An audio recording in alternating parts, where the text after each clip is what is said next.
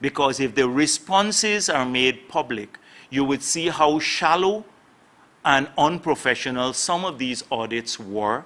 And secondly, you will see that they're perfectly legitimate explanations for many of the things that they say were corrupt.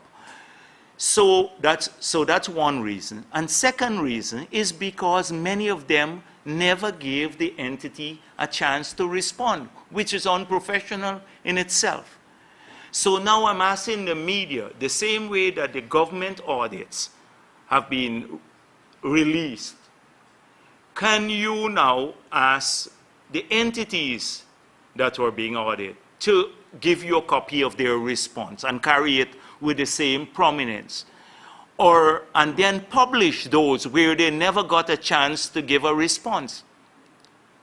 Can the media do this? Because if you do this, then you will find it's only treating people fairly.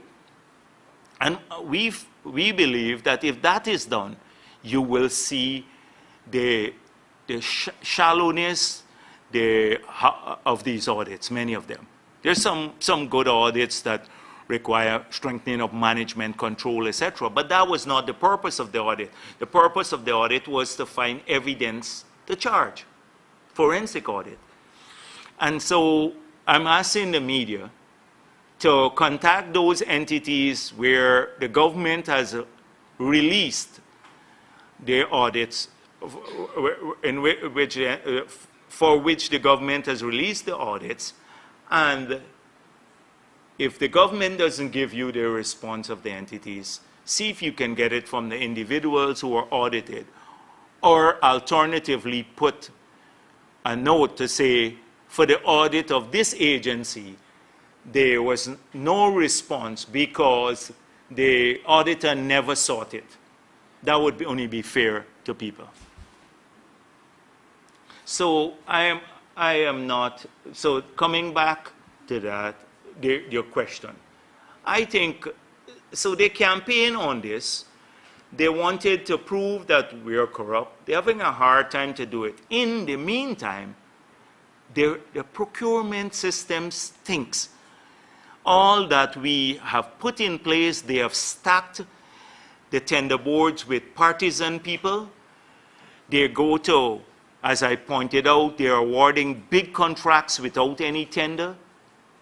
Nobody has been able to probe the mess in the city council, or the maze that they have there, the financial maze, to find out since the elections in this cleanup how much money was spent and who got the contracts, what tender process was used. Nobody, the media can't get it. We can't get it. I don't know where it exists, but nobody knows, excepting for a few. I've heard the stories how contracts were awarded. Come in, somebody sympathetic, he gets a $20 million contract, goes to see the officials there, and they get a call from some agency, government ministry, and they get a contract. No tender. They've dispensed with the tendering system. And by the way, this cleanup is good, as I said before, but they're financing it, as I said on the campaign trail, they're financing it from the money that they took back from our children, $1.6 billion. The BK appointment, sir? Oh, the BK appointment? Governments can appoint who they want. That's my view. They can appoint, that's their business. We never, we appointed people too. Several people. Governments can appoint whoever they want. That's their business, whoever they want.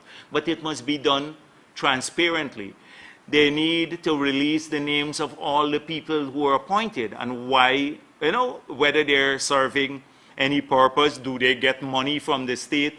Do they have special privileges? I heard about, I don't know how many of the 30-something advisors have diplomatic passports now. If they give all of these people diplomatic passports and stuff, you know what will happen internationally to our standing.